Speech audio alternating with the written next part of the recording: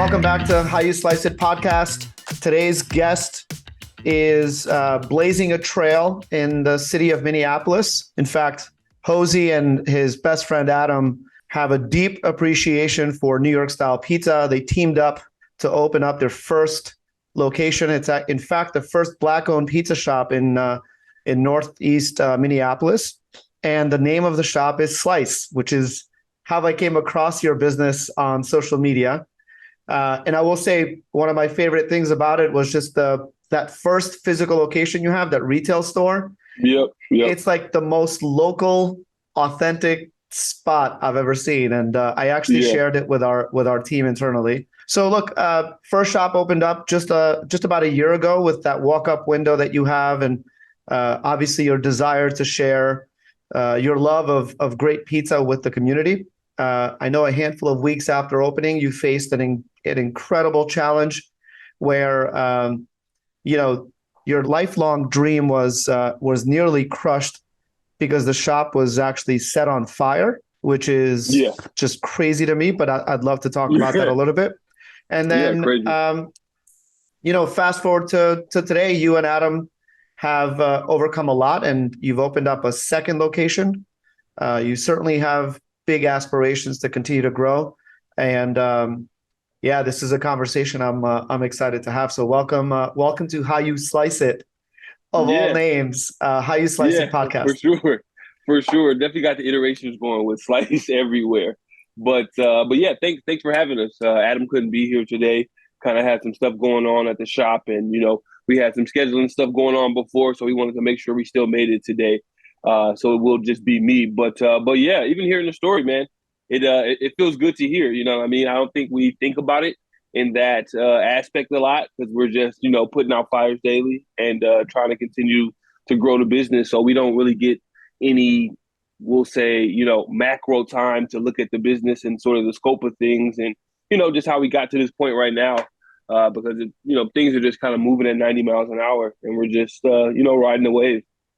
Absolutely. And thank you for making time. I know it's a chaotic environment. As someone that I respect a lot, said, hey, small business owners are in this organized chaos environment where the house is always on fire. Pretty much. And so pretty much.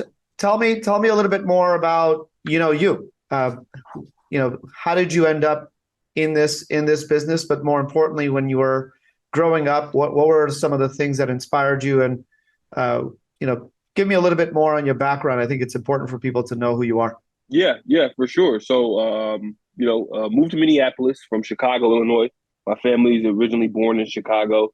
I was born there too, moved sort of Minneapolis, Minnesota, for, say greener pastures, we'll call it, and kind of a, realign the whole family here in the Minnesota area. So grew up in Minneapolis, St. Paul, graduated from St. Paul High School in the inner city. That's where I met Adam through basketball. Adam played ball, was a bit better than me. And I actually went to the University of Minnesota. I think just coming from a background, I always had an entrepreneurial background, whether it was like, I used to sell candy at school and church. I used to make CDs in high school. I'm that old. I used to burn CDs for people and fucking sell them for $3, $5. So just a lot of business endeavors that kind of led me even into this, aspect of the business. So always kind of had a deep want for sort of to enter the food industry, and always just was naturally inclined to pizza, just because, I ate a lot of pizza. We ordered it a lot. That was kind of our out to eat almost, you know what I mean? Ordering pizza was super lit. So just built in had a appreciation and sort of an understanding of good pizza, bad pizza, where I like it, where I don't, just from growing there. That kind of evolved. And my partner, Adam, he actually worked at Papa John's. So we get a little bit of our pizza background also, or, understanding from that. He worked at Papa John's and was a manager at Papa John's in high school. Fast forward, I went to the University of Minnesota. Adam went to Fresno Pacific in California because he played ball there, and actually played ball a little bit professionally, just overseas. And sort of still moving in the entrepreneurial spirits. Adam came back, is running a training company. I actually own a screen printing company too, where we do commercial screen printing for the Timberwolves, for Target Corp, a lot of other large corporations. And this was sort of a pivot that we made, that we always kind of, thought about having a pizza shop, like, having some ownership in that. And, finally kind of had nowhere near the means that we thought we needed to open it, but had a little money to invest and was like, hey, let's go for it.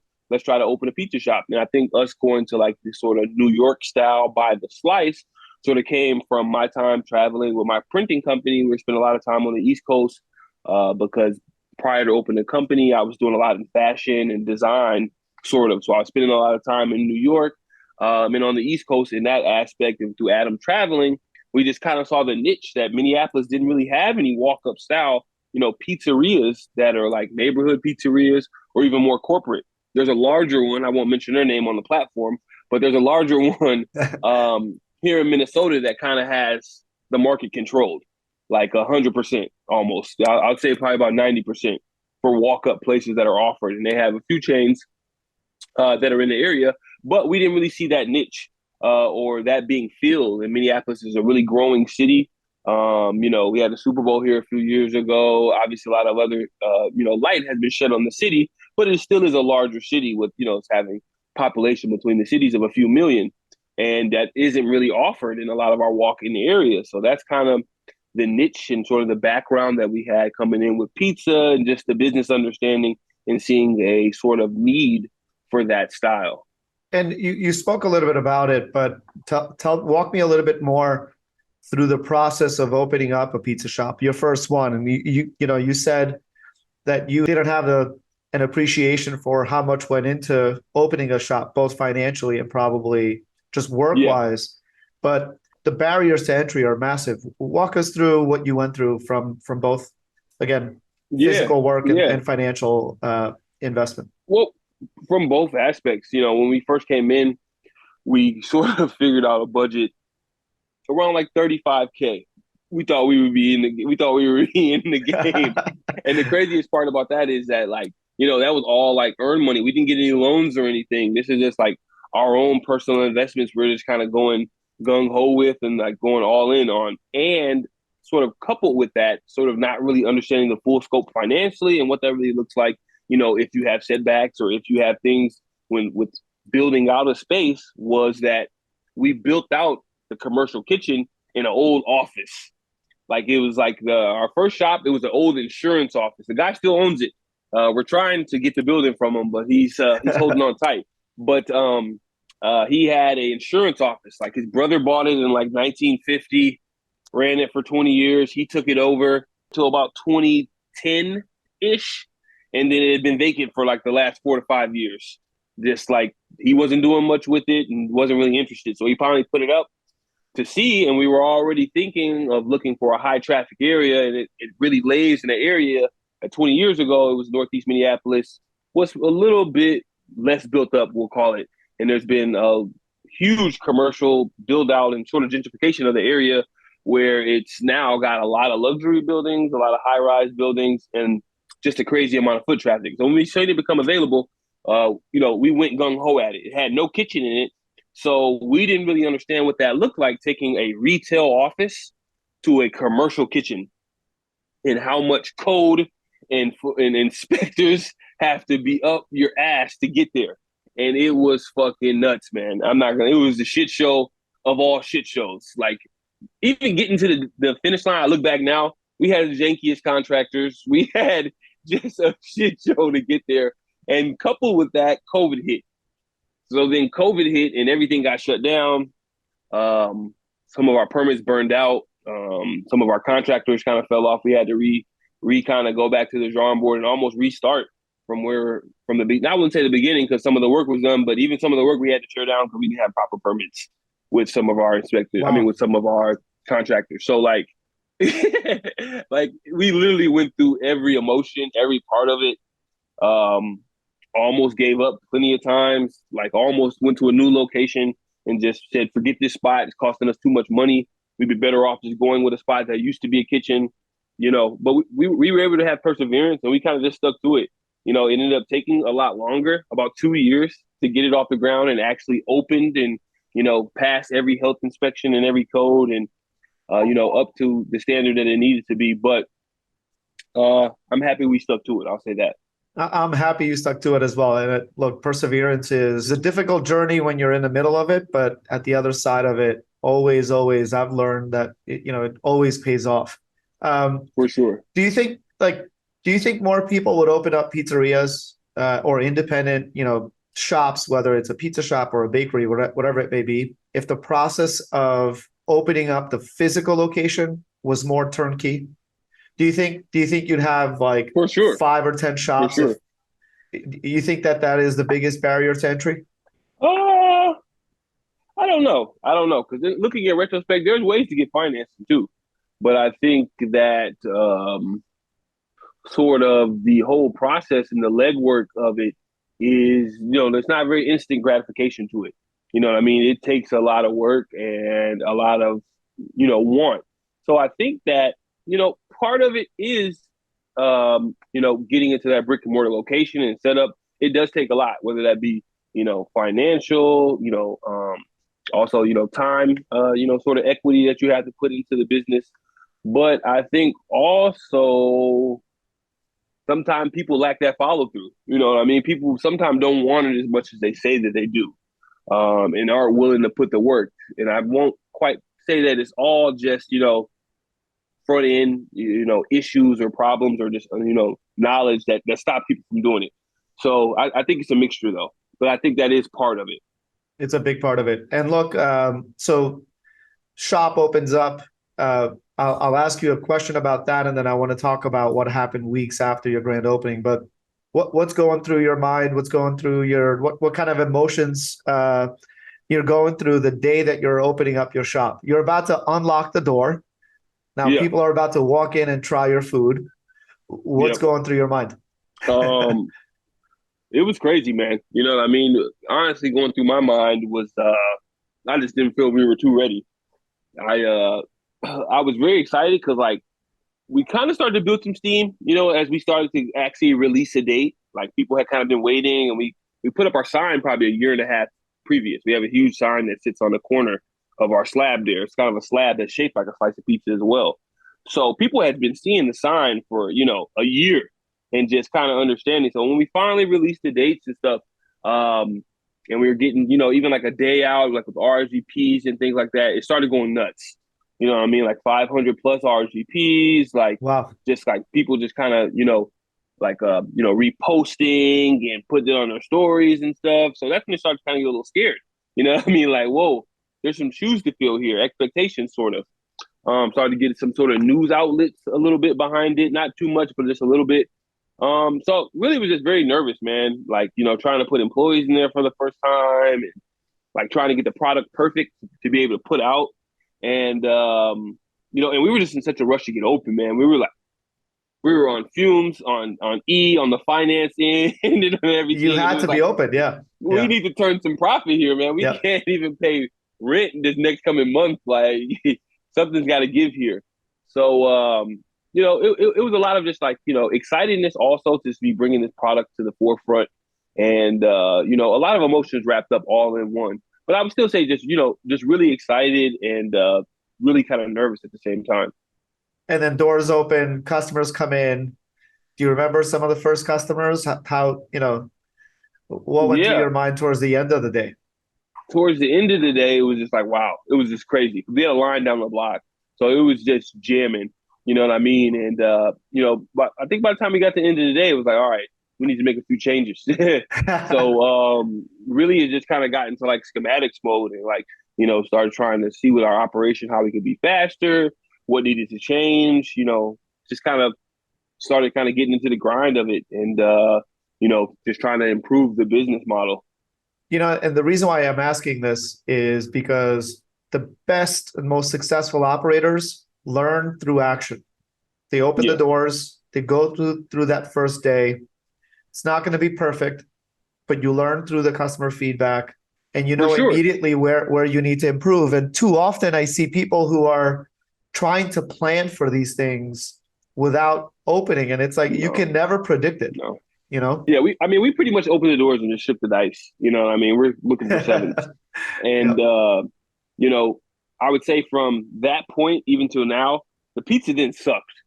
You know what I mean? Like, and that's not a hard criticism of us saying that, you know, we weren't trying or making good pizza, but, you know, there was just a really big learning curve on, you know, the style and the texture we wanted. And, you know, we even from there, because before we, you know, opened, we tasted a lot of sauces. We, you know, kind of had our own recipe, created that, you know, sourced our cheeses, our dough, you know, everything, and thought that we loved the product.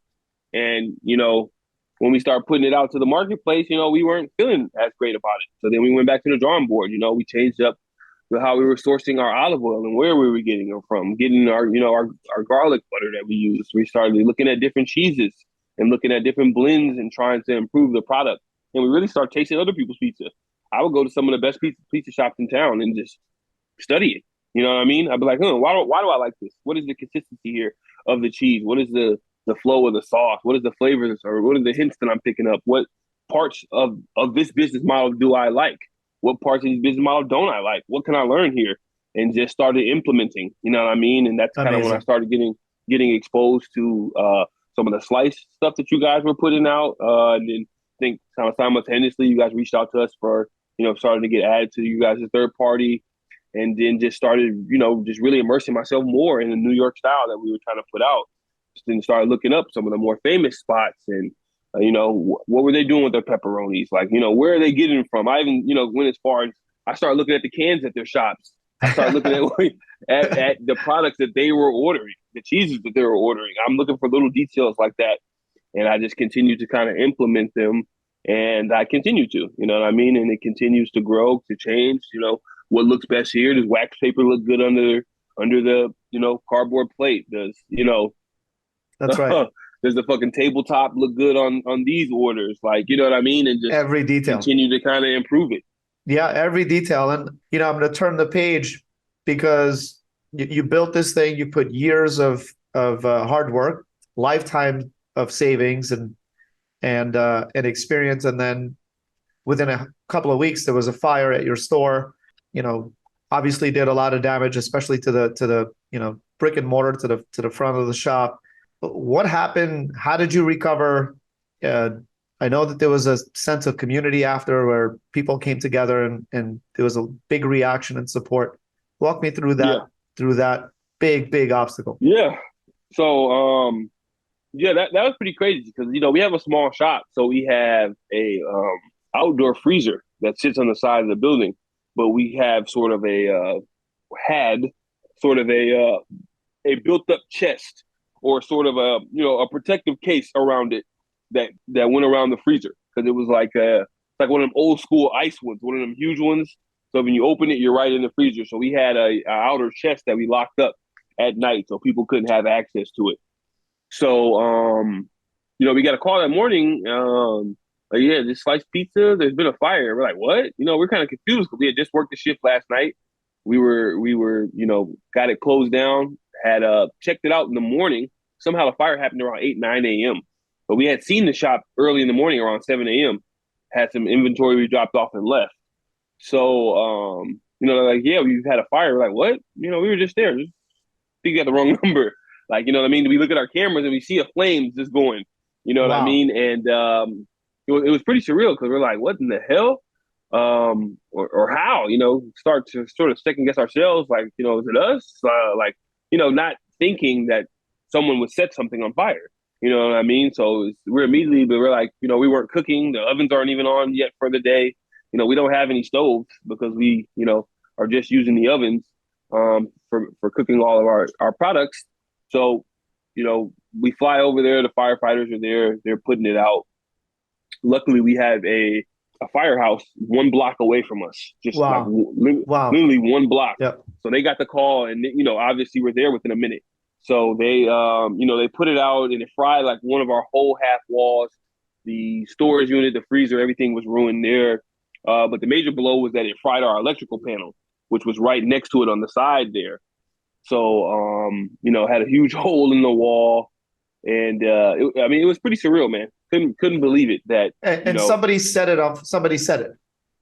yeah. So that was sort of the couple things. that as we were talking to the firefighters, they're like, yeah, we sense foul play. And, to be honest, firefighters, I don't think they do too much research into it. If it's like a large building or something, or, things of that nature that sort of are of city importance, maybe they do. They bring out the fire inspector. But general firefighters, you know what I mean? I think they just come put out fires, they usually leave. But, the fact that they was telling us that they sense foul play kind of told me over the top that there's 100% foul play. You know what I Yep. mean? Because Yep. they really wouldn't say it unless they were really inclined to, because they're not really inclined to, make any assessments on how things start and, like that. So yeah, we were told that it was set on fire. Now, how it was set, we don't really know. And we never really made any assumptions or anything. All we could say is the facts, and the firefighter said that there was foul play. So that, could have been maybe a cigarette throw. Yeah, that's a little far-fetched. Seemed a bit more Intentional. exactly. I was gonna say it seems, if you look at it from the outside in, us being the first black shop and kind of getting a lot of attention, bringing a lot of traffic to the neighborhood, it seemed intentional, and that's how we kind of took it. But from that, it was definitely a scary time and sort of a huge issue, but it sort of was a blessing in disguise. And it's sometimes just crazy how the universe works out, and that even though that was a negative energy that they sort of had for us, or we're thinking that it benefited us because it gave us a sort of a moment to breathe. It gave you an opportunity to kind of reset a little bit. I It guess that's did. a It silver did. To lining. kind of analyze it, take a little bit of time off, shore up the employees, add some employees, and, sort of couple with that, the community actually started a GoFundMe. You know what I mean? And it was a crazy reception, like crazy. And that's when I kind of saw the idea and just the business itself, you know what I mean, starting to grow in ways that I didn't think so fast. Because I think, they put it on there for like 25,000. It was done in like a day. You know what I mean? Like Wow. just super fast, like community turnout. And, we weren't even expecting any help. Honestly, the way we just kind of view things and the way we've always moved, is that we never really got any help. You know what I mean? So it's something we just don't even think about. If we have a problem, we're thinking about how we're going to handle it. You know what I mean? So just the way that the community sort of bonded behind us when that happened, it really kind of put a rocket on things as well. It kind of propelled us and the business a bit more, to be honest. You know what I mean? Gave it a bit more attention, so that when we reopened, it was even crazier than our grand opening. And, that kind of propelled some business relationships that we made with some other companies that ended up leading to our second spot and, the opportunity there. And it kind of continues to harbor a bit with this company. It's a large sort of real estate company, because we're in talks possibly, for a third. Yeah. But So walk me through location number two. How did that come to be? so location number two actually came sort of coupled with the pandemic, I'll say. And there's a spot here. It was called Giacchino's Pizza. They were open for a long time. They had a location, but we have in South Minneapolis called the Midtown Global Market. It's sort of a food hall that sits with a really large hospital hub, but also with Alina Healthcare's corporate office Yep. sits there, as well as some large real estate condos and like a bunch of other general businesses. It's kind of like it's a food hall, but then it's just a lot of other businesses and retail sort of mixed in.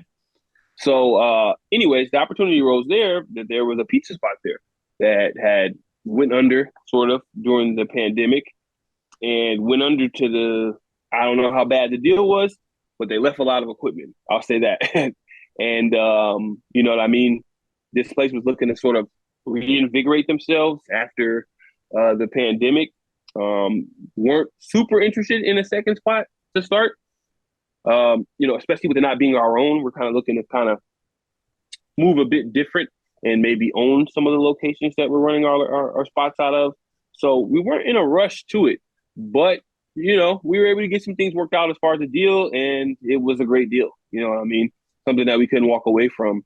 And it ended up working out to be our second spot. So it's in the Midtown Global Market in South Minneapolis. And it's doing really well. It's getting crazy reception. The sort of morning lunch sort of crowd that we get from built in from like the hospitals and the in the corporate offices over there is crazy. You know what I mean? Like lines. And then, we've kind of right now are establishing ourselves for a delivery in the area and really establishing that space and sort of infrastructure there in the area. And that's going well as well. So, I mean, it's Amazing. going really good. It's going really good. You Congratulations. know what I mean? What's the number one challenge in running two shops at the same time? I hear a lot about staffing being a challenge, being able to find and retain employees as one example. But what are some of the main challenges that you still face, Yeah. especially now that you have two I shops? would Like say what? staffing. Staffing is always an issue. You know what I mean?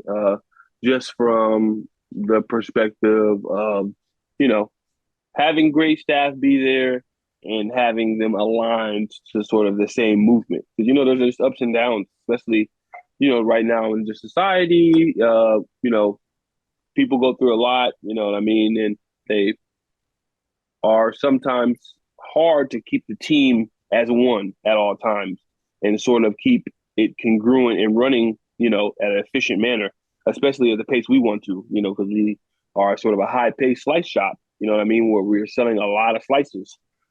So I would say, good staffing is probably the hardest aspect, but it's been going really well for us lately. I mean, we got some good people in place and they've been with us for a few months now and or since the beginning. And it's running a lot smoother, you know what I mean, to the point, where we don't work in the business anymore, like we were when we first started out. And it continues to grow. But it's something you always have to manage, that people, miss work, miss staff, or we've had some low dynamics of people not getting along on certain shifts and things of that nature, sort of power struggles and stuff like that. But really just trying to build that team cohesive environment.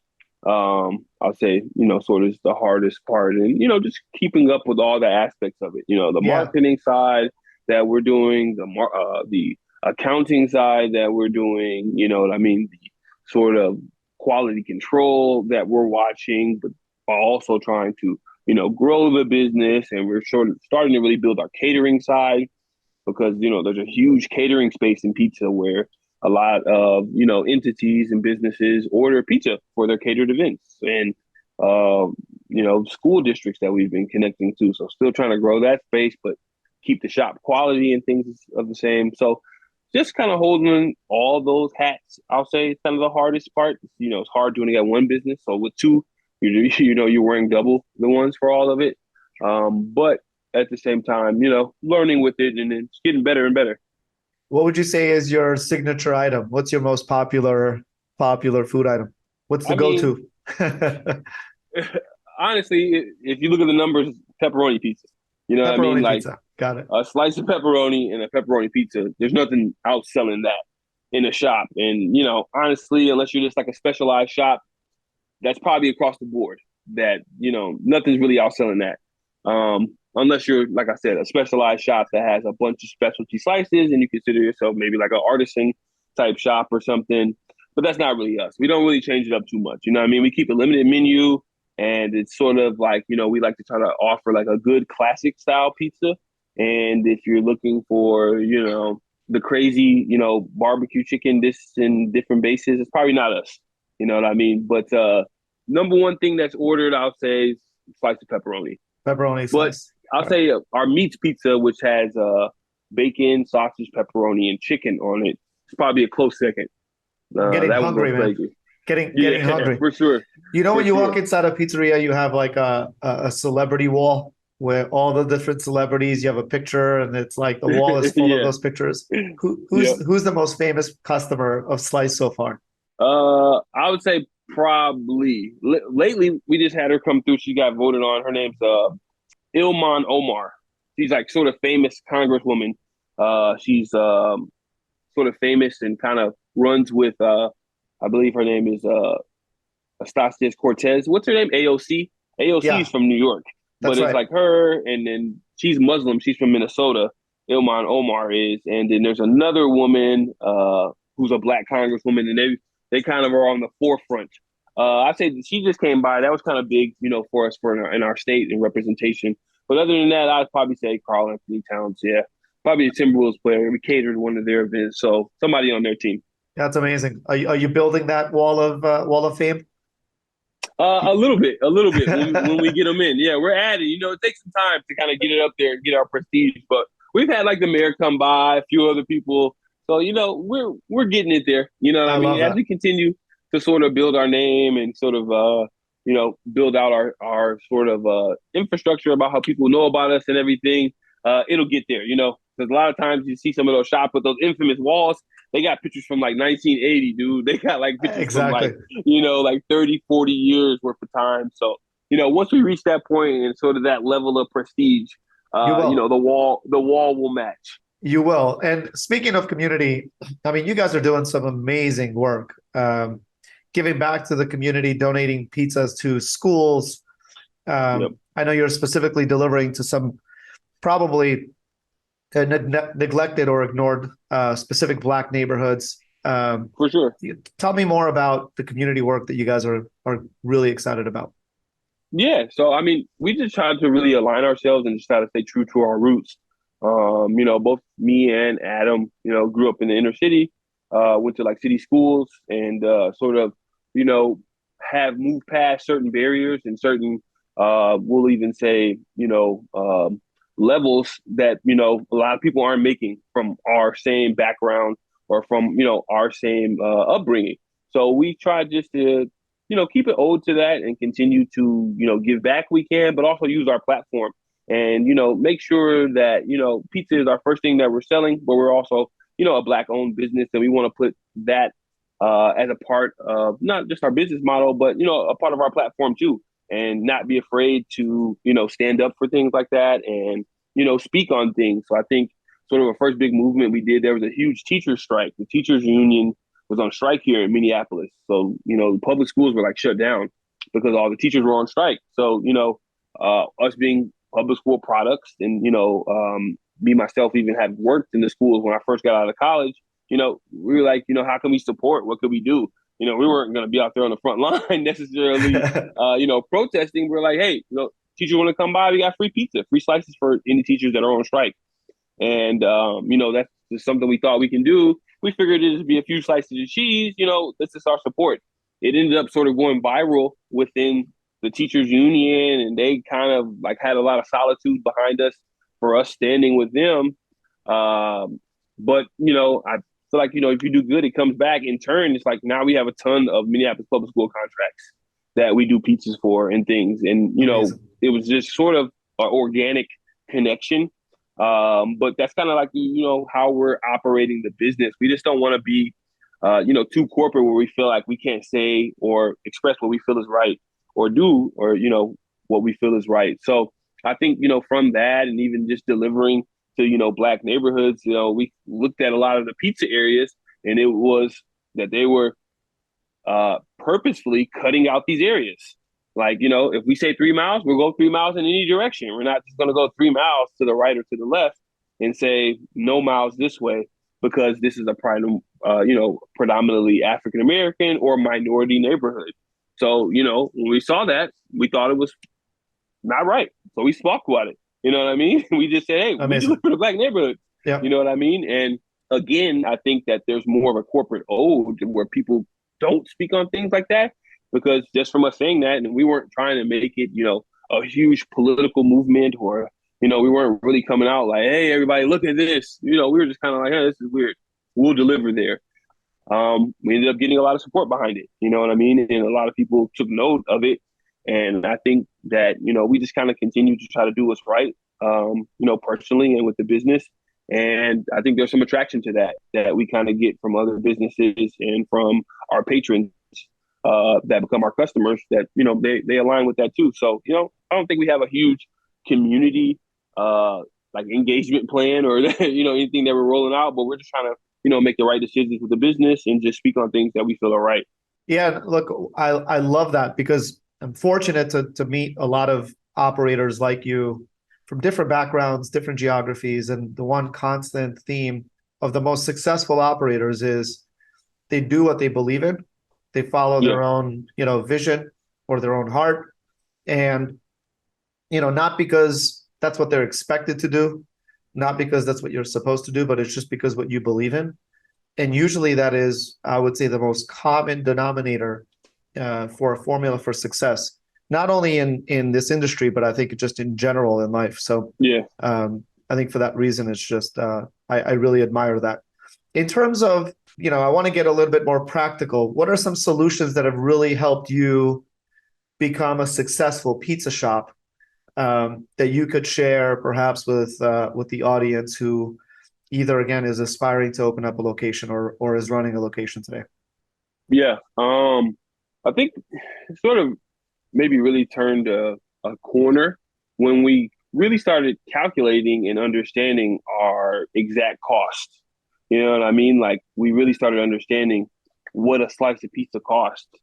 How can we control those models with the same amount of cheese on every pizza, with the same amount of sauce, and how can we control our costs to really be able to tangibly say, here's what I'm spending, here's what I'm earning, and be able to sort of build a model on that and sort of grow from that and say, hey, okay, even based on our numbers, this is what we could be looking at. How can we improve on these areas? How can we improve during these time frames? So I think that once we sort of got down to the analytics and started really understanding our costs, that helped us really start understanding what we needed to do.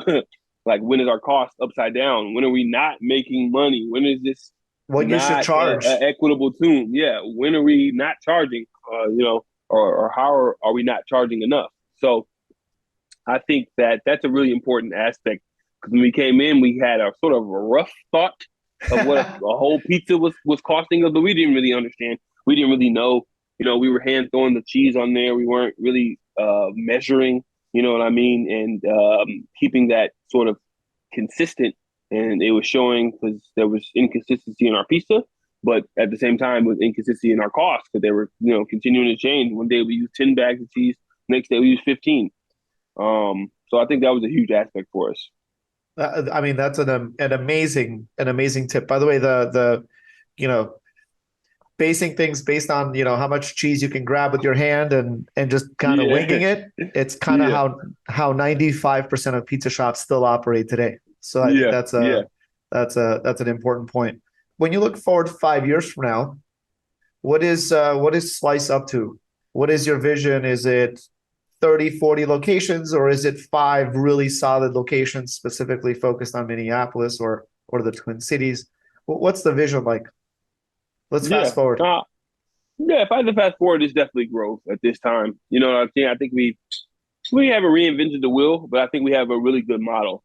And I think it's sort of a fresh model, but I think that it could also be scalable. And I think it's a very interesting model to a lot of people. We've been getting a lot of interest in people sort of reaching out to us, even some banks looking to be our friends all of a sudden.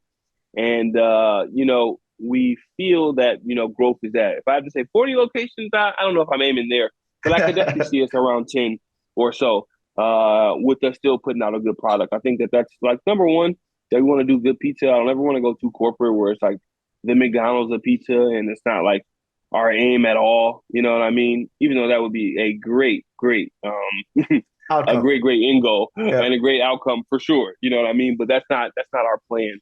But we do feel and see that scaling, in our future is there. Amazing. Look, I wish you all the best. By the way, just for context, we have a team of about 900 people. Happy to help and support you in any way we can. Our team is your team for anything that you may need along the journey. But this was really inspiring, man. It's an amazing story, and keep going. And hopefully, when I'm in the area, I'll come by for a pepperoni slice. Yeah, definitely do, man. Hopefully you're in the area, and hopefully we can align again. You never know how growth and opportunity will come together, and we appreciate the time having us on here to sell our story and to just kind of continue to build our name and our platform. Awesome, man. Thank you again. Say hi to Adam. Appreciate it, guys. Thank you. I definitely will.